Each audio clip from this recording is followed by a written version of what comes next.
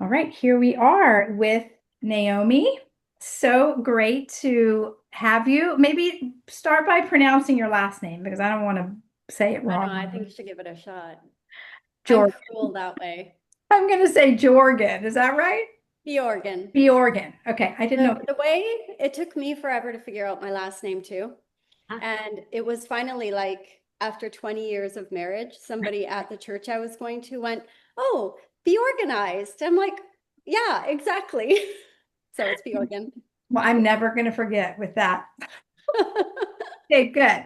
So you've been married for 20 years and you have 22 now. 22. You're a Yeah, mother to many children. six, five boys, one girl.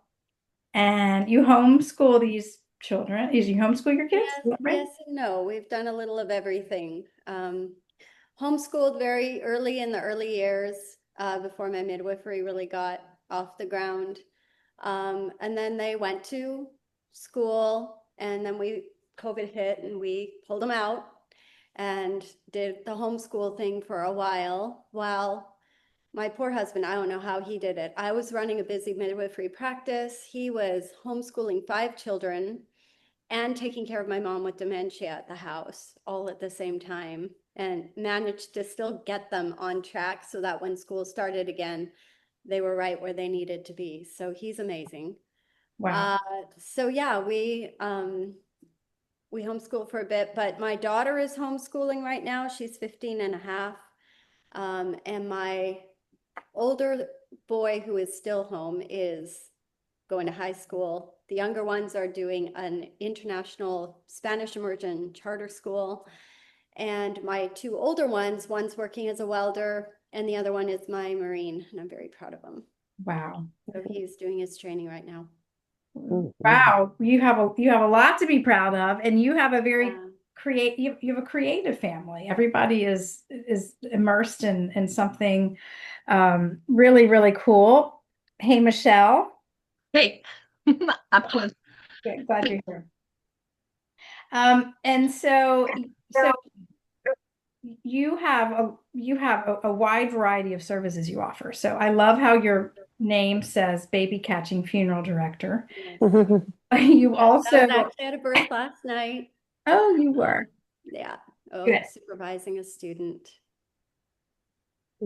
And you also have a tagline, first breath to death, which is very cool. And you have a beautiful website. And I hope I'm not pronouncing this wrong, but Adama, is that right? Yeah, it's Hebrew, Adama Life Memorial. And So that's more for I the end mean, of life doula work, of which I have one client right now. Um, good. and so, yeah, Adama is Hebrew and it means of the earth. And my heart is the green funeral industry. And I get to work with Aquaterra. And I'm here, so I actually can give you guys a tour today if you're interested in seeing. That would be really, really cool. Seeing it. So the next question I have for you is, what is it like to become a funeral director? What made you decide to do that? What did you have to do in order to get your license? Yeah, so I'm in California in Redding. And so I have been a licensed midwife since 2012. And it was through meeting people that had gone the green route because they weren't happy with the two options available to them in the community here. There was traditional burial and there was fire cremation. And one particular family, her son was lost during COVID. He had a rare form of cancer. They didn't even find out he had cancer until after he had passed away. He thought it was a really bad cough. She wanted him to get checked, and he ended up passing away in his sleep, and he was like 34 years old. She drove his body all the way to Washington for the terramation process, which is the natural organic reduction. And when she shared that story, I had to learn more about it. Um, I didn't know in that moment that terramation was not yet legal in California. But as of 2024, it got voted into law, but it's not actually going to be active until 2027. So it gives people a few years to get get the technology going.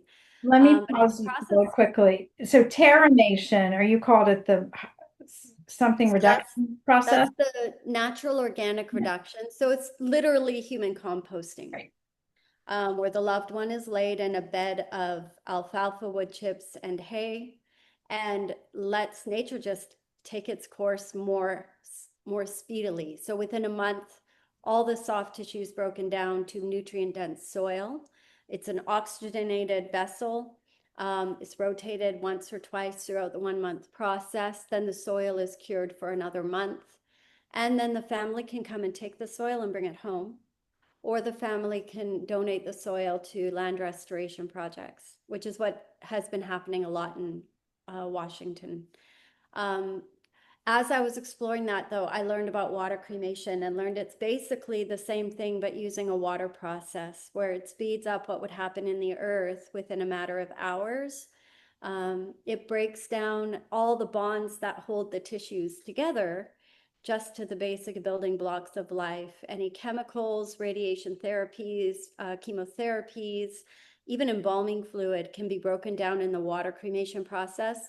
Embalming cannot be broken down in the terramation process, but we can take care of them with that here. And what's left behind is called effluent, which is a water substance that is literally amino acids, proteins, salt, sugar, and some soap. And the bone is left in the basket, and the bone is what's then dehydrated and dried out very slowly. And then rather than a chunky charred ash that you would get from a fire cremation, with the water cremation process, because the bone becomes so brittle, you end up with a very fine, powdery, khaki to off-white colored ash. It's actually quite lovely to look at. And the family gets about 20 to 30% more of that ash back. Wow. So, because much more is preserved. We actually just had a case last week, our first infant that we had to do the water cremation process for. And it was remarkable to see how much we were able to preserve from that little baby. So the family's going to get something back. And it's going to be, her bone, I mean, obviously being a baby, was just beautiful white, powdery ash. It turned out very well. But yeah, it's a very gentle process. It's water, heat, motion, and just a bit of pressure, and then the body is broken down. Wow. Yeah. Well, I have to admit, before you moved your head where I could see the whole Aquaterra sign, I kind of thought you were at the spa. And so your It kind of looks like that here. your It's very build beautiful. your office there, I mean, it's very peaceful and clean. And so Yeah, that is the, you know, the much. the aura, I guess. I don't really know what the right word is exactly, but that you want to give off, or that you want to invite people in that this is simple and not scary. Yeah, and I think psychologically, a lot of people like the idea of putting their loved one through water rather than putting them through fire. Mm, And I say, as a licensed midwife, I'm catching babies in water. We come from water, and we can go out in water as well. wow. So it just seems like the capturing the full circle of the process from start to finish. You do a really good job explaining this, and I remember we talked about this a while ago when Mhm. you were in the training program, and you shared with Yeah, me a story. I think maybe one of the things that kind of highlighted this for you too was that you knew of a family who had lost a child that did yeah, not want the fire process, yeah. and it was one of the things that showed you how important this is. Yeah, so they had had a tragic accident. The granddaughter had been hit by the grandfather on accident with a trailer truck, and they lost her. And mom did not want to put the baby through fire. Dad did not want to put baby in the ground, and they had the option of water where they were, and so they were able to do that water cremation process with them. Yeah, So I did a little reading before, our talk today, and people ask, one of the questions I see people ask is, where does the water go? So you're giving the ash back to the family, and then the water full of the amino acids and proteins, where does that go? Well, in a perfect world, our city is giving us some grief about the water at this point in time. So we have a holding tank right now of almost of well, I think we're sitting at a good 3,000 gallons of water. Right now, our water is more on the alkaline side, sitting at about an 11. I think it's 11.4 to be exact. We want to eventually see that water brought down to a pH, have it regulated to a neutral pH when we're busy enough to empty the tank more frequently. And the goal would be to have that water used with cemeteries, with golf courses, with non-human consumption crops, because it's nutrient dense organic fertilizer. Um, it's it's so healthy for the land. Right now, we have to get the water. It also could go into the sewer system, quite frankly, and actually benefit the system because of the healthy bacteria that would populate from it. But the city of Reading doesn't get it, and they're just kind of waiting it out. So we're in this process of trying to figure out what we're going to do with our water. It's hopefully we have an answer soon because our tank is getting full. So Wow. Well, this is really, really fascinating. I know people are going to have a lot of questions that I'm already thinking of, so cost wise is compared. I mean, I'm thinking, off the cuff, direct cremation where I live can range from 1,200 to 2,000. yeah, What is the cost of direct fire cremation? What is the cost of water cremation where our you direct package right now is at a starting price, but the actual industry standard for it is sitting at 37.50. So still it's much less less than than a burial? burial, Hmm. significantly less than a burial, but it is a bit more expensive, about $1,000 or so, $2,000 more than a fire cremation. But there's no comparison. The water process uses 10% of the energy that is required for fire. Nothing is going up into the atmosphere, and it is using and you're not charring, I mean, to put it bluntly, you're not charring your loved one. They're being gently reduced with water and pressure and a bit of alkaline salt. It's Hmm. 95% water to 5% alkaline. Mm. And it does the job very, very well. We had a fellow we just brought out this morning, and I mean, the long bones were all intact. Um, he's dehydrating right now, and I'll be giving his family the ash soon. I love how you explain it. It's very well. It's you do a really, really good job. So cost wise, so it costs a little bit more than Mhm. fire cremation, but if you put all of it in perspective, there's not the cost of a big long casket, I guess, that you would put into the ground. How does the body go into the machine? I don't know what you call it, Into the machine unit? unit. Yeah. Yeah, I'll show you. I'll give you guys a tour of the facility. But it's basically a large vessel that sits long ways, and inside of it is a basket. The basket gets pulled out, the top gets lifted off, and the person goes in. They have bags that are for water cremation. So the person could be in one of those body bags, or they go in their birthday suit. And then we just close the basket. We put them inside and start the process. The unit tilts up. So actually, when we go back there, you'll see the unit tilted because it is in process right now with somebody. Um, and then when the process is completed, it's about 4 hours roughly. Gets tilted back down. We open it up, we pull it out, and we just remove the bones, wipe the basket clean, and it's ready for the next case to go inside. Okay, wow. Well, I want to get to my last question so we can go on the tour and everybody can ask their questions because this is really Yeah. fascinating and you do a really, really great job at explaining it. So I've seen like a funeral service held at a fire, like right next to the fire cremation. Will you do Right. the same there where like the family can come in and have a service and then the body can go right in, just like they would do at a funeral home? So that baby that we had, oh my gosh, this mom, she just She was so amazing, Mom and Dad. They took care of that baby. She came in a couple times and did the viewing. Um, they loved her right to the end. They started the process of helping to get her undressed.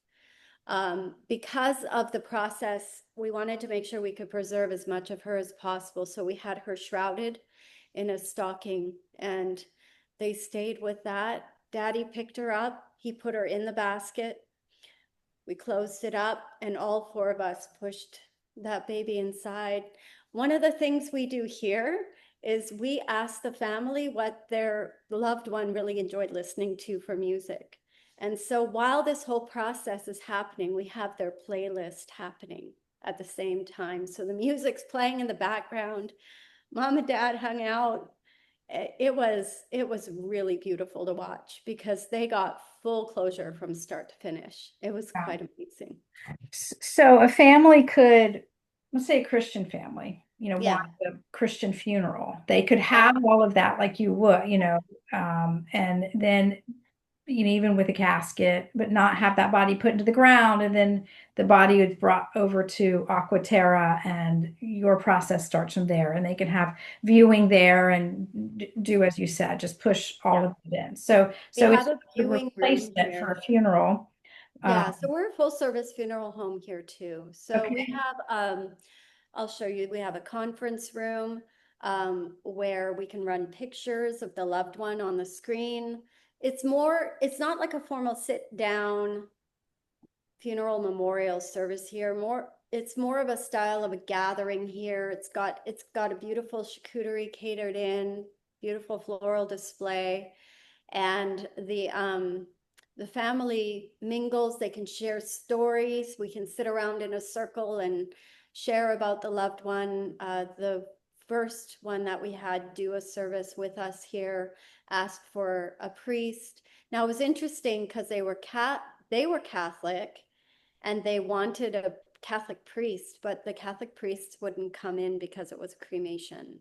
That was one of my So we questions. ended up Yeah. having a pastor come in, and he said, I don't care as long as it's somebody religious. So we had a pastor come in, and he gave a message to everybody, and then everybody took turns sharing stories of remembering this person.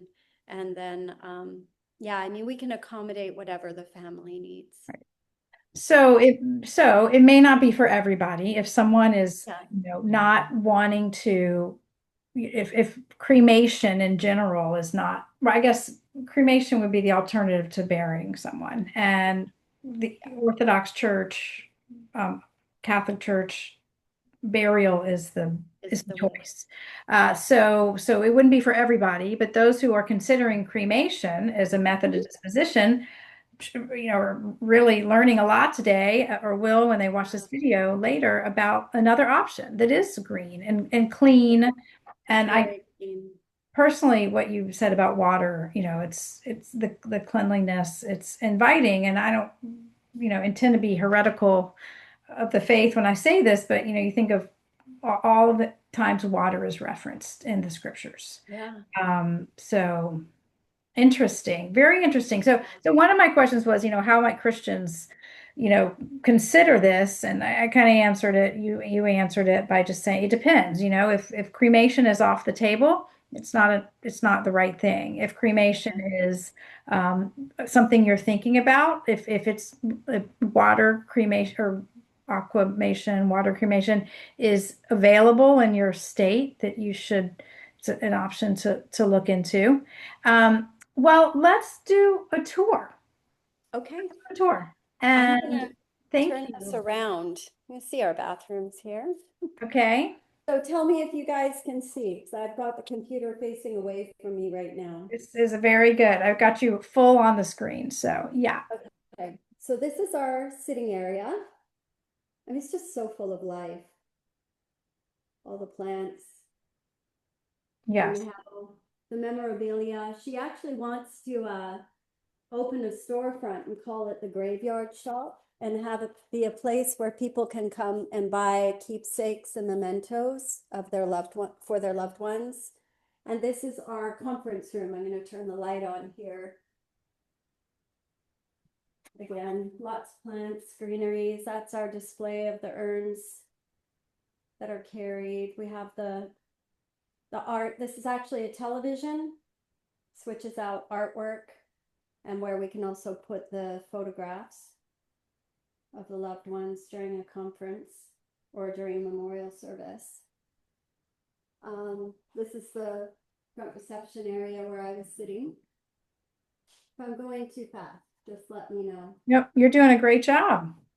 And then we have, bathrooms here, which are not very attractive. I'm going to turn the light on, but normally this room would have warm lamps and candles. This would be our viewing space, and we would have these curtains drawn, and their family can spend some time with their loved one here for a little bit. So would you lay the body out like on it? I guess you keep it refrigerated and then you just Yeah. bring it in We from. bring them in on the gurney, we cover them with a comforter, we make it look as natural as Mhm. possible for the family. And then this is the backside, which is presently not the cleanest. We're in process. We have a computer here, some cleanup stuff. This is our gurney that receives the basket for the loved one. And this is the unit. This is the bioresponse cremation unit. It's quite the contraption. It's fully computerized. We enter in the decedent's body weight, tells us how much alkaline salt we need to include. Wow. It's all done right there through that automated process. And it's tilted up right now because it's in process. So is it like I can't hear anything? You don't It's hear very quiet, very quiet. yeah.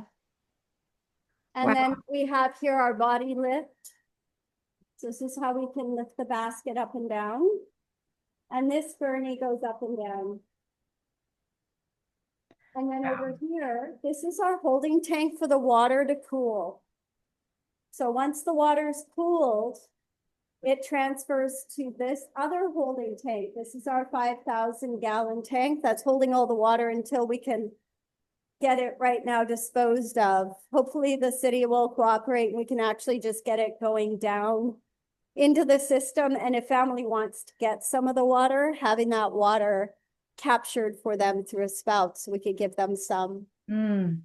This is our transport van. So this is where we do the removals. We use this vehicle. When you say removals, do you mean like picking up at the hospital morgue or from somebody's home? Yeah, so Okay. we go pick up from hospital, hospice, or home. This is our dehydrator. So the bone goes in here. The bone is very brittle, and so it crushes quite easily and dehydrates pretty quickly. And then here is our cremulator. This is what actually turns the bone to ash. And we recycle all metals. So implants, dental implants, all of that get properly melted down and recycled appropriately, which is another way that this makes it a really green option. We never have to worry about pacemakers exploding in our unit. The pacemakers come out brand new. Oh my goodness. Go and we pull them out. Used? All the hip implants, bolts, everything. It looks like they've never been used. They're so clean. And then none of those metals, even in a green burial, leach into the soil because it's all taken out. Same thing with the terramation process. Well, I So am when you go through a fire fascinated. cremation, all those metal toxins are going up the chute into the air, and you get your equipment back pitted and charred. Not Wow. this process. So my last question, and then we'll invite everyone to turn on their camera. How did you get this job? So you Well, as you know, I wanted to open something like this a few years right. ago, and they beat me to the punch. So it's run by a family. We're not owned by a major corporation. This is literally Shasta County raised family that has a heart to serve this community. The father, he's an estate planner, and it was his vision to make this happen. He'd been estate planning for over 40 years, and he wanted that continuity of care for the clients he was working with. And so he wanted to open this water facility. So he got his son involved. His son is a doctor over at Mercy Hospital. He's a hospitalist there. And his wife, Bryn, is the decorating, marketing visionary of all this. They had a TikTok that went viral. If you go to TikTok and look up Aquaterra, you'll find their viral video on there. But they opened this and they launched it. Reading was a pain in the butt to work with. The city just put Interesting. roadblock after roadblock. The building that you're seeing here used to be Mechanics Warehouse or Garage Door. It was a garage door company, and it Wow. was a disaster. They had to gut the whole thing and redo it. They bought the building and redid all this from almost the ground up. It was quite amazing. And I'm glad that they did it. So I ended up running into them. There was a legacy conference. So I was featuring Autumn of Life Memorial for my end of life doula stuff. I knew that these guys were putting this thing together and then saw that they were there. So I went and approached them over there and I told them I was a licensed funeral director. And they were so excited because they needed a funeral director to be able to run the funeral home side of it. Because it's two entities. It's Valencia Bio Cremation, and then there's Aquaterra Funeral Home. So I'm the funeral director that lets them do the aquamation processing as well. So Chris, the doctor, is the crematory operator. It's his manager license up, and I'm the funeral director. My license is up for that. Oh my gosh. Well, this is amazing. Yeah. And so I'm juggling it between, I mean, they're growing. It's not, we've done more cases in this year already being launched in early January than the very first aquamation facility did in their first year. Wow. So it's starting to gain some momentum, which is exciting. And right now it's good that it's kind of slow because I'm balancing it with my midwifery practice, which is going through a lot of transition as well. I've got midwives leaving because they're pregnant, and another one who's launching with a different program that I might partner with, and it's just so much going on. So Wow. I do this when I can, and it's working so far.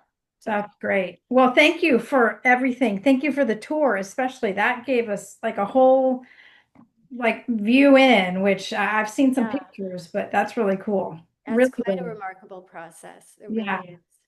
Well, so I'm just going to invite everybody to turn on your camera if you would like to. And I did turn someone's off. So if yours doesn't come on, I want to make sure you get, I can do it for you. But awesome. Absolutely awesome. And you can take your mic, you can turn your mic on and ask questions of Naomi. What's the website? So everyone can look. They're about to launch their new one tomorrow. It's going to be chooseaquaterra.com. But Okay. right now it's aqua-terra.com. Okay. I'll post it on the But I think description. both of them direct to it. Awesome. Good stuff. Okay, so go for it. If anybody has questions, you can either raise your hand through using the tools or raise your hand and I'll look for you or just dive in, ask a question.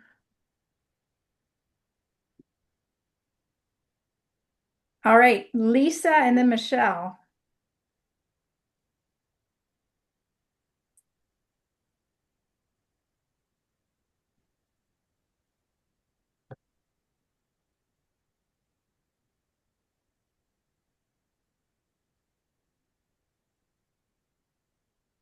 Your mute is off, Lisa. Now? Yeah, yeah, we can hear Yeah. you. Okay. So, first of all, thank you. That was incredible, amazing. I had no idea.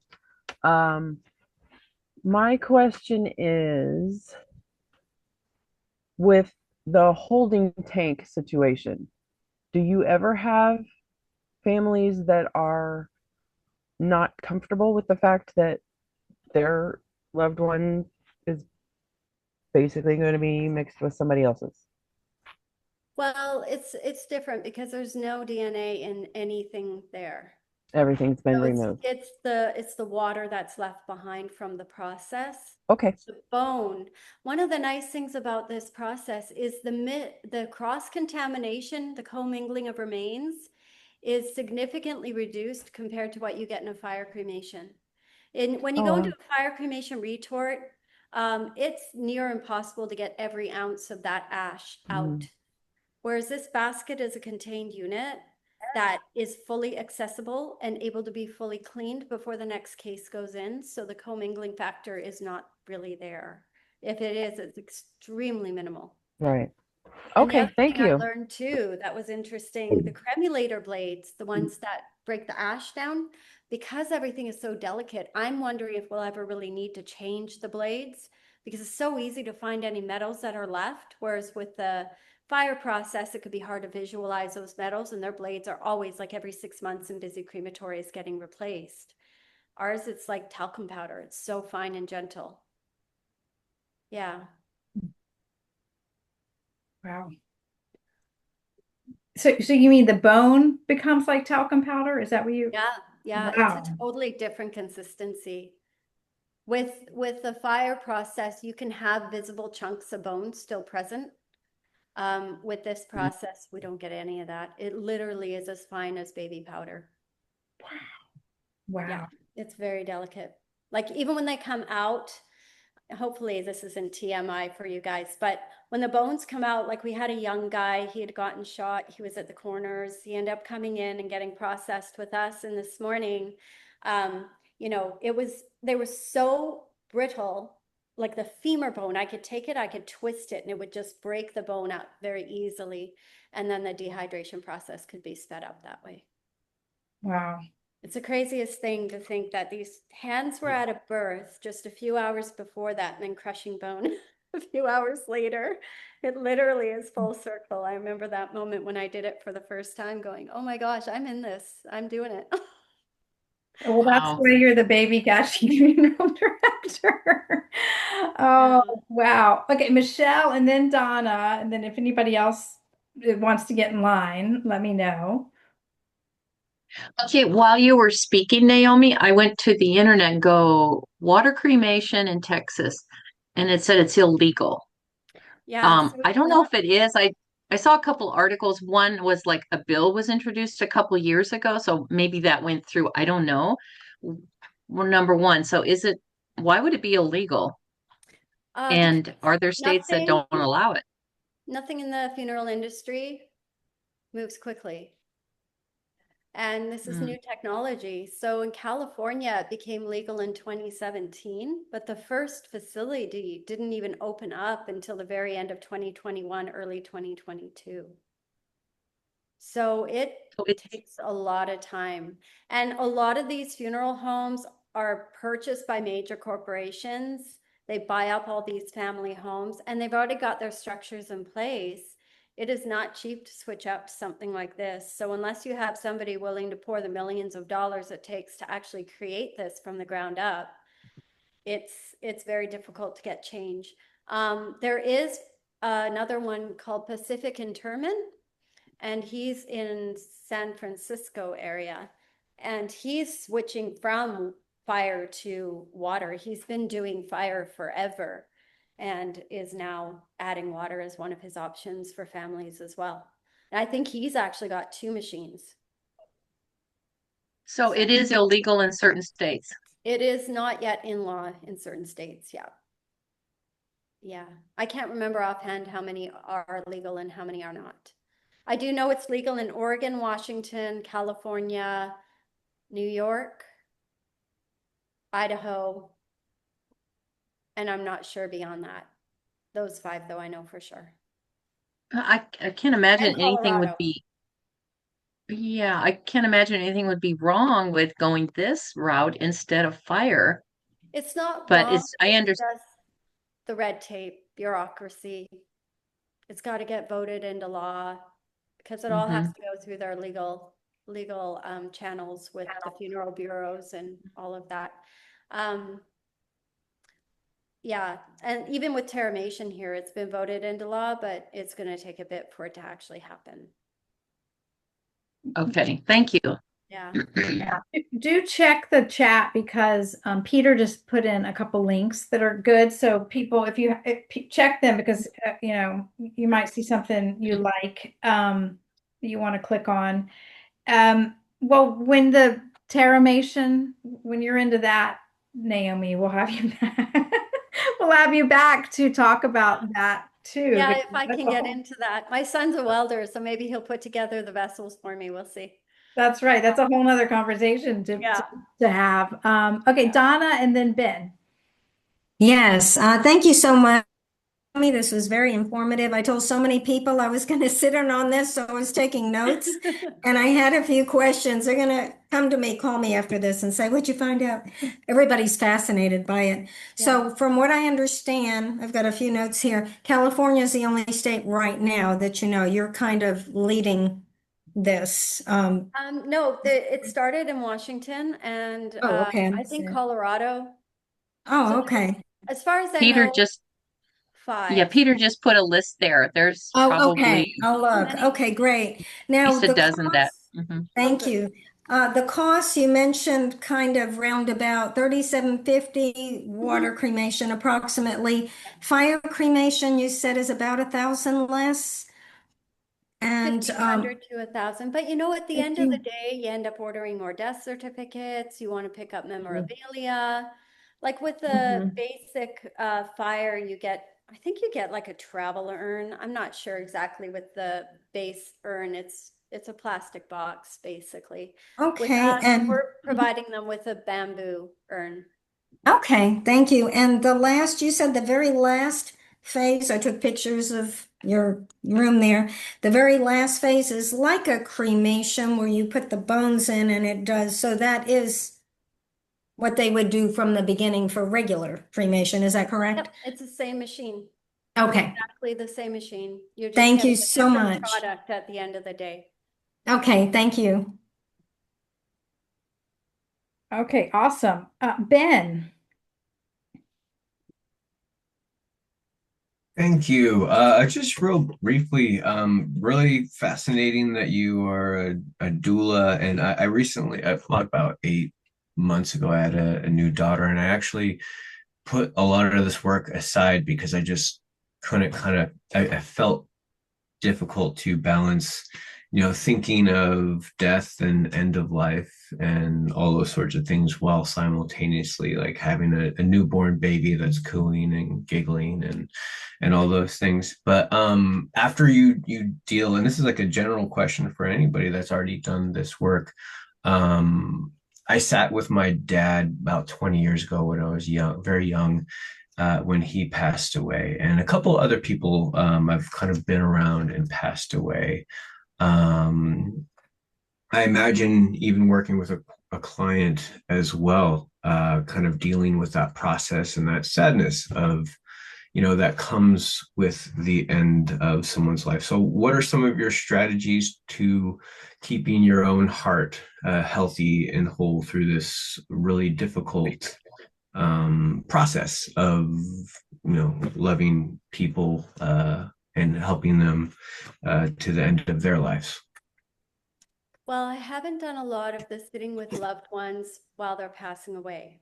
I did my training, but I haven't had any actively dying clients at this point. Although I have with my midwifery work dealt with families that had a fetal demise or had a later term pregnancy loss. Um, I don't know if it's because midwifery has given me a thicker skin. Like even with when we did the removal for the 7-week-old baby, I had that moment of welling up with tears as I saw mom holding the baby. But it was like I knew what my job was. I had to do it. And I didn't want my emotions to get in the way of their grieving. And my job was to be a calm, peaceful presence to help them let their baby go. And it's like I get into a work mode. Like if I'm at a birth, I can make decisions and judgments and handle a hemorrhage or handle whatever's going on in the birth at that moment. But you put me in front of the television screen and watch a birth, I'm going to be a ball of tears and ooey gooey lovey feelings. Like I don't know, it's almost like work mode kicks in for me. So I don't know if I've become, the word isn't jaded, but it's like I've been able to separate myself from the circumstances I'm facing with somebody outside and be professional in the way that they need to be. I don't know how that happened. It just has. And I'm very grateful to the Lord for it, because otherwise I'd be a hot mess. Yeah, I guess Mhm. I'll just have to be a hot mess then, huh? Yeah. If I could chime in, I'm a hospice and palliative care registered nurse. I'm also an end-of-life doula. So I've been there while they are dying, while they're taking their last breath. And to try to answer, and I see B. Warner. May I ask your first name, sir? Ben Ben. Warner. Okay, so I want to assume Ben. So, and congratulations on is it your child born or being, don't want to mix it up, but Oh, congratulations. she's 9 months old now, but yeah, 9 months. thank you. Okay. It's a good age. So I've been there, and I've also had cases where I had a cancer patient ask me while the wife's away, could I give them and basically murder them? So you have a lot of emotions going involved. And what I find is,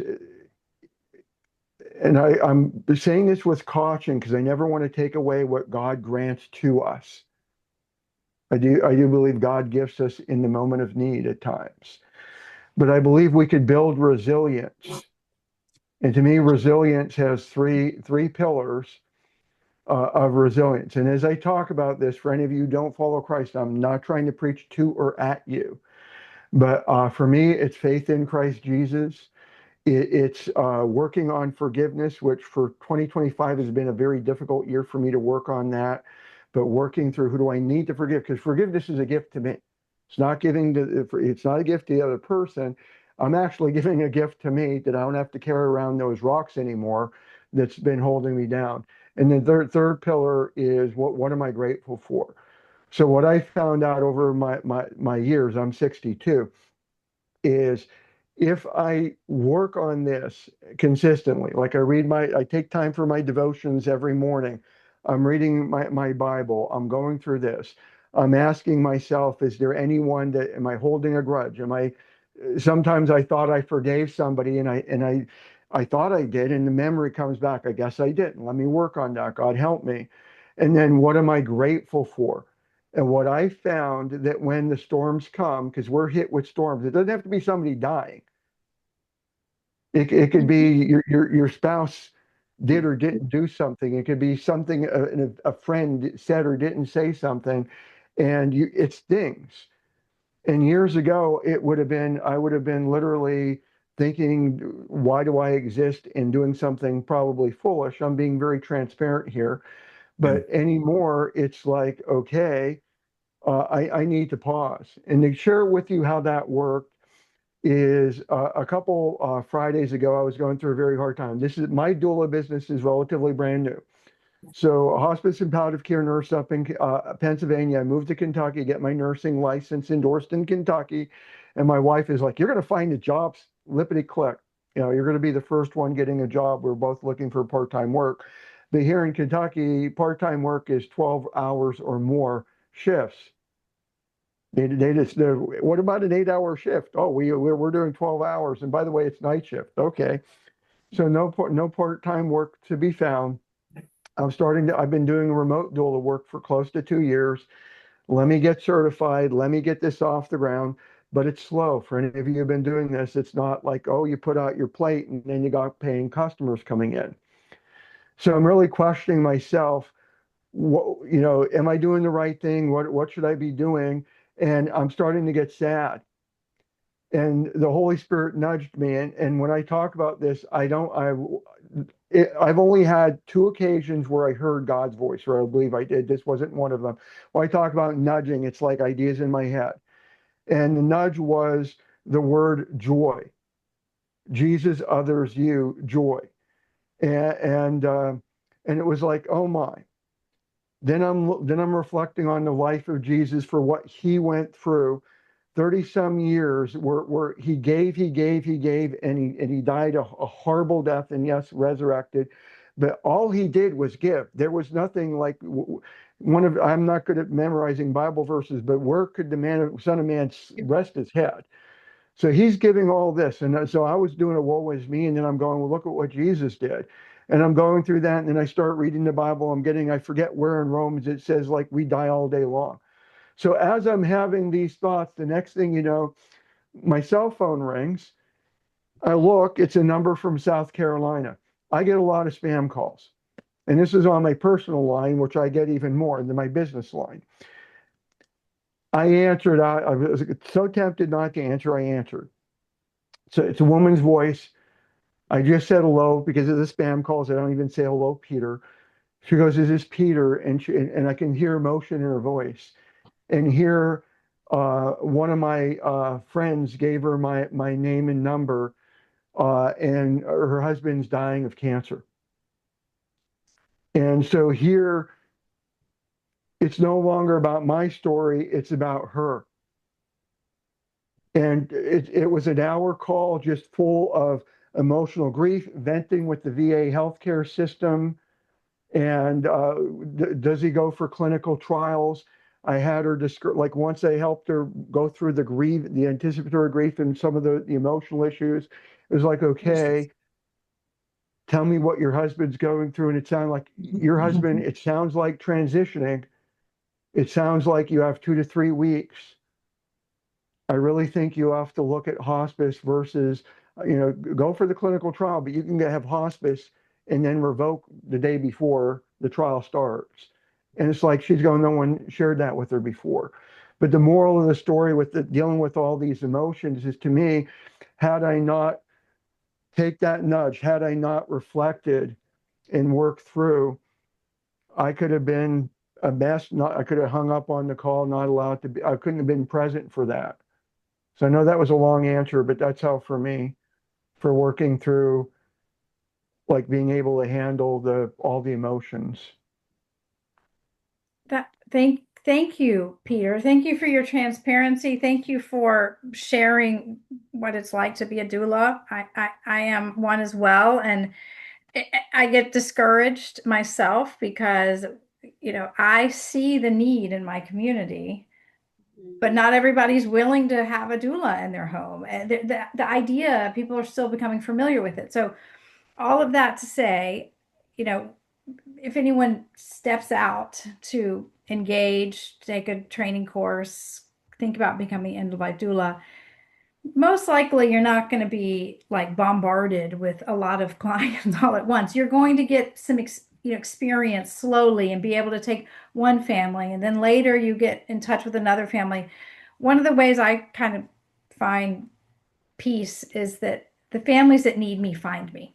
I have a great website. I go to the, senior center, and I'll do a presentation. The church where I work, my cards are out, in the gathering hall. Everybody that has like the Lord has lined up the people I've worked for, and they found me, and they've just like, I can't believe you are available. And so the Lord is really designs these relationships, I believe. So all of that to say, you don't have to like launch into it and for it to be stressful. I'm not ready to handle all of this, right? I found that the Lord calling me to this, He has set the pace. And even the little deaths that I go through, feeling discouraged in my ministry, prepare me for the next family He's going to have me working for. Like, it's amazing. I just hand it over to God. He works this out.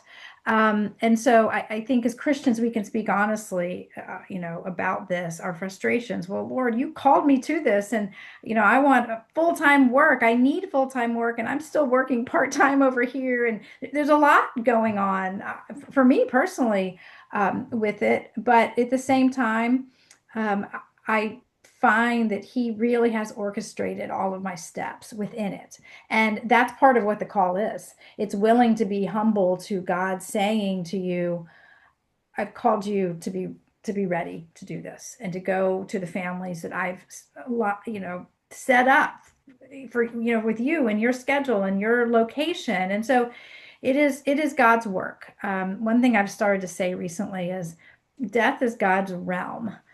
Doulas, nurses, physicians, community members, we are servants within that. And that person who's dying is, under God's sovereignty.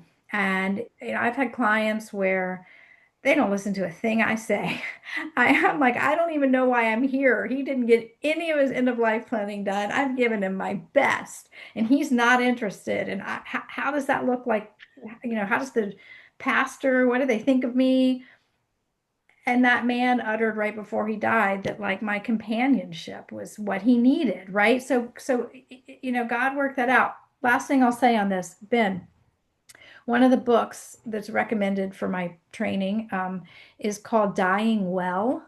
It's by Dr. Ira, I believe you pronounce it Biak, Biak, like be ready, be organized, whatever it was. Byock. Fantastic book.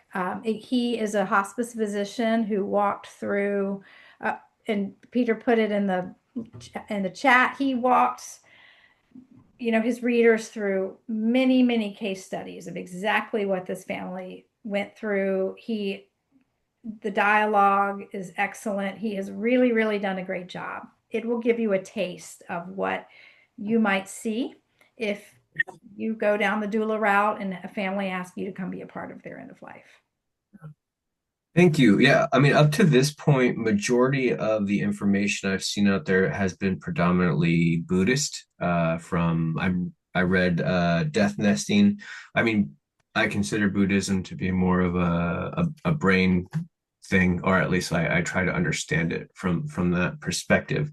And there seemed to be quite a large lack within Christianity. And I'm in we can get into that space at some other point, but right now it's the question is like, how do I be every day? I'm a teacher at this point. I teach high school humanities and psychology.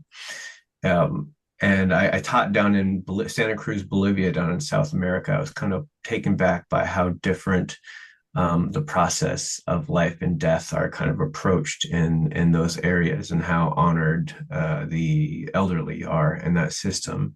And I know that also within the context of the Bible, there is a part, and I liken death as death. I don't know. I am somewhat ignorant to whether it's a violent death or a peaceful going off into whatever. It's still a transition. As a skateboarder, I know when we transition from one place to another, it is thrilling and exciting. And that's exactly what an adventure is. And it's also terrifying. And you can feel your heart just drop right into your stomach.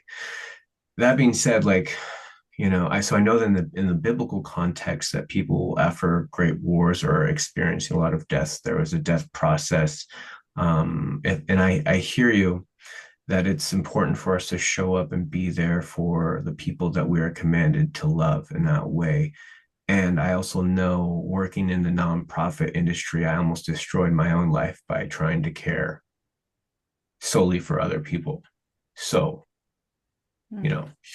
how do you continue to restore that love and wholeness in your heart in order to continue to give? I believe that people can give love even if they don't even have any for themselves. And I've experienced that myself, but to be able to radically love to the very end. That's, is there a process?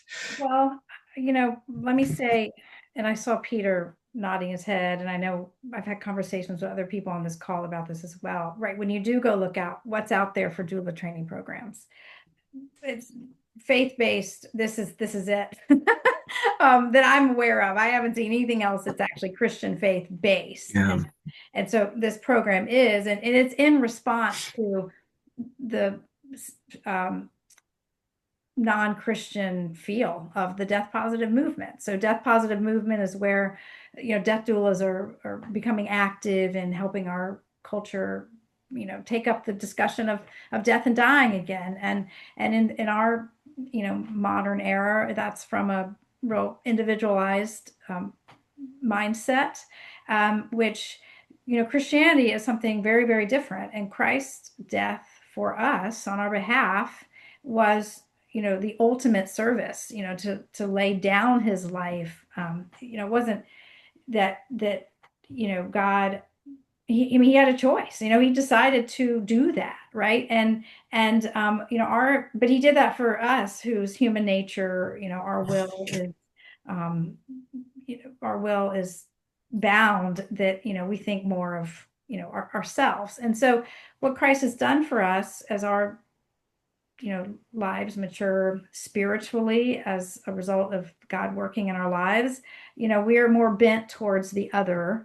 But that doesn't mean that we don't care for ourselves. So the Bible said, love your neighbor as you love yourself. So and then, but I find, in my work, through my own losses, it creates a love for the people that are experiencing loss, because I've experienced the power of Christ in that. And so that kind of connects me to their situation, even when I'm like really wholly removed, because I've only known them for a couple weeks or something like that. I don't have to know someone my whole life, like a family member, to really go in and love them. So I'd have to say that love is because of Christ and what he's done for me.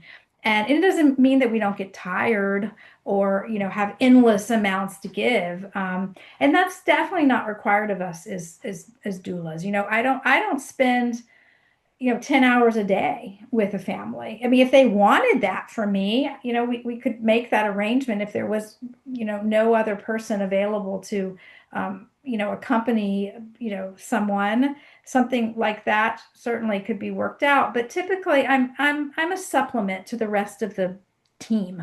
There's a hospice team, there's family members, there's church community members. I'm a supplement to them, and I'm often an advocate, so that all of these team members work together, really well. The family's communication is strong.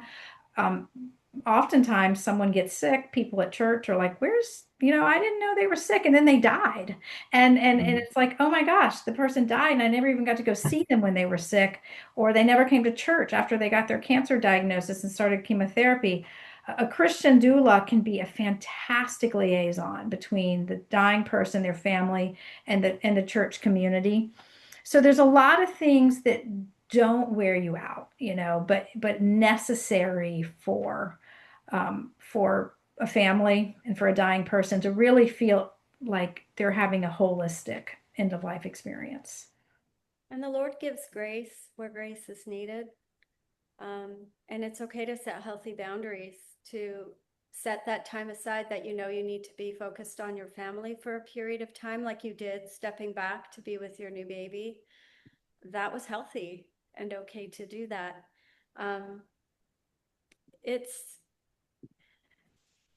Yeah, I mean, if we went in an emotional basket case with every case that we walked into, we wouldn't be able to do the job we need to do.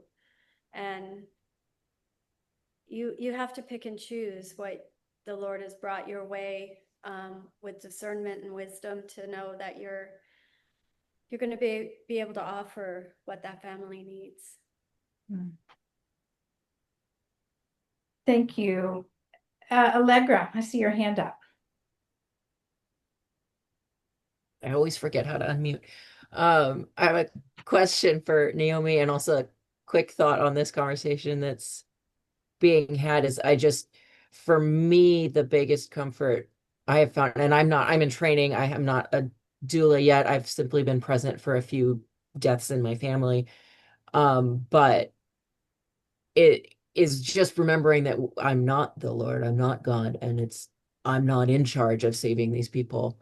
I've hopefully been put here to comfort and bring something, but it's really actually not, I'm not in charge. I'm not in control. I'm a tool or a vessel. And that helps me a lot. I mean, in life in general, but I'm feeling that finding that I've started to find it a bit before I found the Lord, the concept of surrender and not being in charge and not having to rescue people.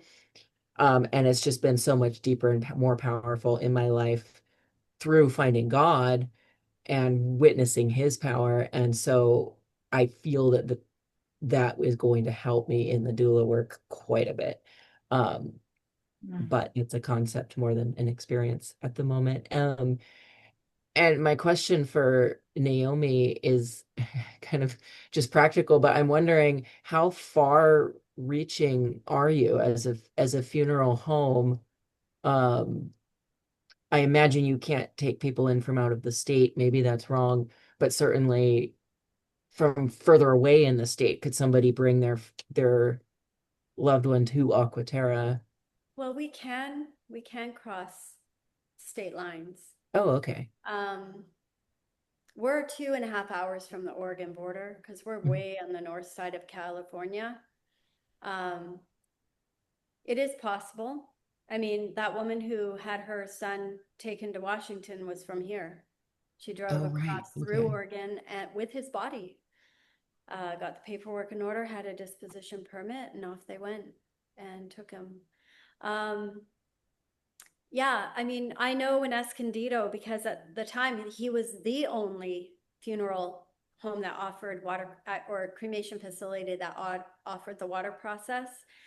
They had people from Hawaii that paid, they saw the value of it, paid the expense of transporting their loved one by plane over to where he was for him to do the cremation, and then the remains were shipped back to the family. Yeah, we can cross state lines as long as we have all the proper disposition permits in place, then we're good to go. Okay. And so I'm in California, but I'm in Sonoma County, and I know my mom has started considering what she's Yeah. going to want, and I have a feeling she'll I want think to so. know I think about we're this. serving a family in Sonoma County right now. You're Okay. like 9 hours away, right? From From Reading? Reading? I don't know. Is it 4? No, I would say I think about 4. About I'm not 4. sure Yeah. though. Yeah. Yeah, we've Um, worked with Sonoma County. okay. And so it would just be like the family could reach out to Mhm. you, and then you guys would talk them through the process of Yeah, I how to mean, make that the happen. the Okay. transport fee would be greater beyond Yeah. our charge here is basically $6 per mile per loaded mile. So loaded meaning we have the person in our care Okay. over 30 miles. If it's beyond the 30-mile radius, which is kind of standard amongst funeral homes around California, Yeah. beyond that, it's a $6 per loaded mile, but you can save money by bringing the person here yourself. They Mm. just have to be, California law requires they be in a rigid container, and that could be a crematory box. That could be like the cremation cardboard box, which isn't very expensive. One thing with the water process, I said that there were those biodegradable bags that we could put the person in into the unit with. We can also shroud if the family had a shroud that they wanted to put in, and the unit will process leather because it's organic material, and the unit will also process bamboo. So if there was a bamboo or a leather shroud, the family member could place their loved one in that. But that's a huge expense for them to have dissolve in the water. So I'm sure most people aren't going that way. But yeah. But I do know for transport, it has to be a rigid container. Right. Okay. Yeah. But like you said, then you would talk, say Yeah. us through that and figure Yeah, it out. and actually Bryn, one of the owners, she has recently just found a transport company in Sacramento area. I Okay. don't know how far Sacramento is from Sonoma County, Hour and a but half. 4.5. An hour and a half. Oh, an hour and a half. Yeah. Yeah. So they would be able to do the transport, and they're supposedly quite reasonable too. Thank Yeah. you. Wow. Yeah. Last question, Kathy, do you have just so Yeah, I we're have, real quick question. I missed how long the process takes. I'm sorry. About 4 hours, and then it's the Okay. after process that takes more time because of the Okay. dehydrating of the bone. Okay, and then do you guys have a thing like Neptune Society when someone dies, if they had signed up ahead of time, do they call you when they die and then you transport them like they do the Neptune? How does that work? Yeah, we have the ability to do pre-need arrangements here. We have a trust set up to be able to do that. A lot of people think when they've made pre-need arrangement, they're stuck. They're locked in, they can't get in. Let me just unlock the door. Oh, she's gonna go in the back. But your pre-need arrangement sits in a trust account with whichever funeral home you've made arrangements with. And if you decide that you want to go to a different funeral home, that trust literally just gets transferred over to the other funeral home because the money doesn't get released to anybody until the person is deceased. So there's full flexibility. So even if people think they've made arrangements and they're locked in, they're not locked in. The only thing that would be like if they've planned a burial and they feel landlocked, because once you've purchased the plot, you can't get a refund on it. You'd have to actually find somebody else to buy it. But if families put in tens of thousands of dollars into doing a burial, and then they realize, oh, wait, I could let $7,000 of that money go back to my family and let them use it to benefit the living rather than be put into me, being put into a vault in the ground, they can move that trust over and all that extra money gets put back into the hands of the surviving family members. So you're never locked in. And another thing people Occasionally, if there's like a Medicaid, there are irrevocable trusts, which is basically something to protect the state from getting at your plans if you're under Medicaid coverage or whatever. But that's not very common. So here in Virginia, where I live, the church where I work, there is a cemetery, and we bury more urns than we do caskets. So Yeah. somebody could go through the water cremation process, have those remains put into an urn, and we don't require a vault for urns. Placed in the plot. And it just has to be a non-biodegradable container that the ashes are in, and just like a lot of families, there's a community where families have been here for a very long time, so they own a lot of plots, and then they just call a grave digger, and he comes and does a small square, and they put the urn down, and so it makes it so much more affordable. So and then it makes more room because if you've bought the plot surface already, well, now you've got all these extra spaces that can be used for your other family members, and you can all be together in one space. Yeah, Lots of options. Lots of options. Such a great conversation. Yeah. Thank you, Naomi. Yeah, thank you. I'm going to stop recording.